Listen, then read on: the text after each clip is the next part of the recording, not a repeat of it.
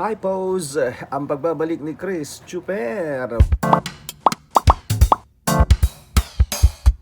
Welcome to my vlog. Magandang araw, magandang gabi, magandang umaga, magandang tanghali, magandang hapon sa inyong lahat. Saan man kayo naroroong panig ng mundo ngayon, sana ay okay kayong lahat. Okay, magbabasa ulit tayo ng mga nagpi-PM sa akin ng mga kabisyo natin na humihingi ng payo. Ewan ko ba kung bakit hanggang ngayon nagtitiwala pa rin kayo sa akin. Alam ko naman wala namang kayong kapupulutang aral mula sa mga sinasabi ko. Parang kita yung kulangot ko. Habang nagsasalita ako, feeling ko lang nakikita nyo yung kulangot ko. Diba? Tanggal. Yeah. So, eto na nga. Usap mo! Ngayon ako nakikisali sa usapan. Dear Chris Chuper, tawagin nyo lamang po ako sa pangalang Kailangan? Ming Ming. Oo. Ganda na pangalan mo. Ming Ming. 36 years old po ako, single mom. At madalas po ako nakikinig sa programa nyo ng Tambalan kasama si Nicole Yala. Thank you. May gusto lang akong hingin na advice. Hindi ko po kasi alam kung tama na nakipag-break ako sa boyfriend ko na 9 months na kami. Last January 2020, nag-start siya magtrabaho as family driver dito sa Manila. Dati po kasi sa Olonga po siya nag-work as mekaniko. Minsan lang kami magkita noon dahil nga malayo siya. Kaya sobrang saya ko po nung nag-start siya na dito sa Manila mag-work kasi nga alam ko na mapapadalas na ang pagkikita namin. Last February 1, nung huli po kami nagkita. Oh, medyo matagal na nga no. And after nun, wala na. Ang sabi niya, SV, hindi pa siya, yung siya niya, XA, siya, hindi pa siya pinapayagan ng amo niya na mag-day off kasi nga bago pa lang siya, XA. Inintindi ko po.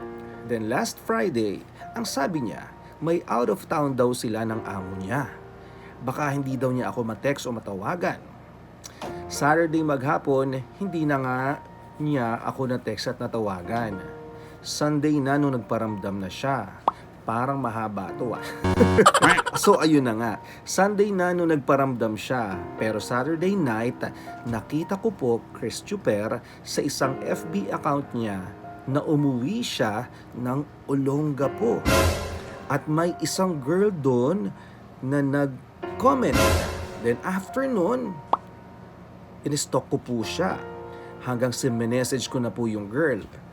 At doon, marami akong nalaman na sobrang ikinasama ng loob ko. Kaya pala, kasi magkasama sila nung babae.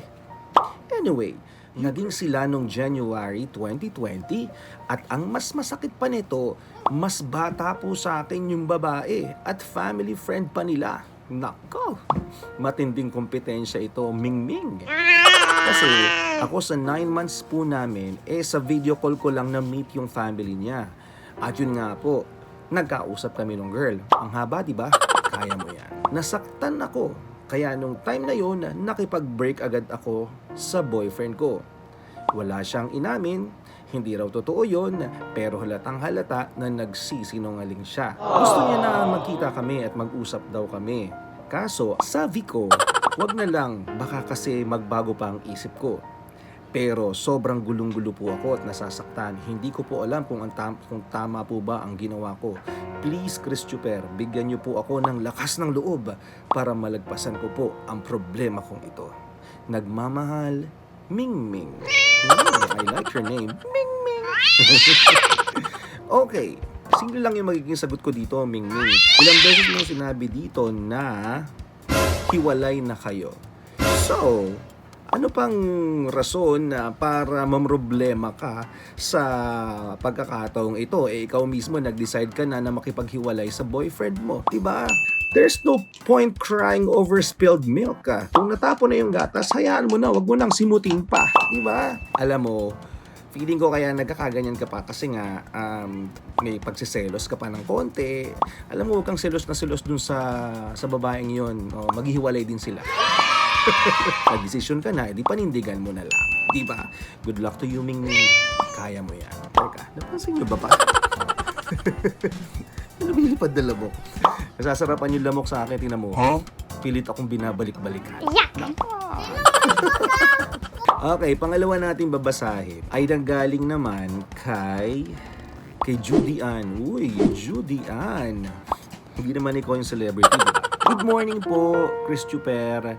Hihingi po sana ako ng tulong sa inyo. Payo lang ha, wag tulong pinansyal, hindi kita matutulungan sa bagay na yan. Pwede po bang makahingi ng advice? Yan. Nahihirapan po kasi ako ng subra. Yun ang spelling niya, S-U-B-R-A. Subra. May boyfriend po ako. But nag-cool off na po kami. 8 years na kami pero yung boyfriend ko kasi lagi niya akong niloloko. Sinasaktan at simula nung naging kami, lagi kami nag-aaway. Naghihiwalay kasi lagi siyang may mga kachat na babae. Ako po, sobrang silusa ako.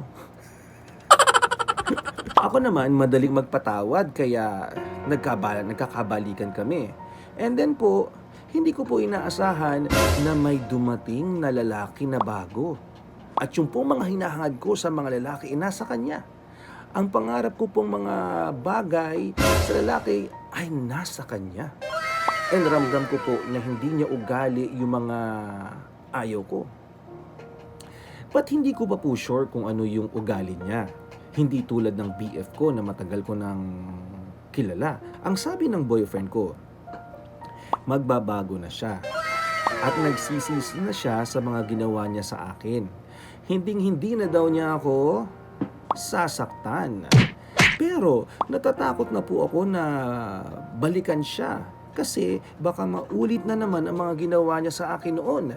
Nadala na po ako sa kanya, Chris Chuper. Totoo po ba na kung ano ang ugali na nakilala mo siya noong umpisa, yun na yung ugali niya na hindi na mababago pa? Nakipag-break ka na naman. Di panindigan mo, nakipag-break ka, nagpang-cool off ka eh. Diba? Kaya mo na, huwag ka namang problema sa mga taong ganyan. Ikaw na nga una nagsabi, ilang beses ka nang niloko, ilang beses ka nang sinaktan, at every time na lalabas siya at mawawala sa paningin mo, alam mo nang meron siyang kinakalantaring iba. Diba? Wala ka nang tiwala sa kanya. Hiwalay kung hiwalay. Diba? Maraming isda sa dagat. Huwag kang magpakasasa sa galunggong.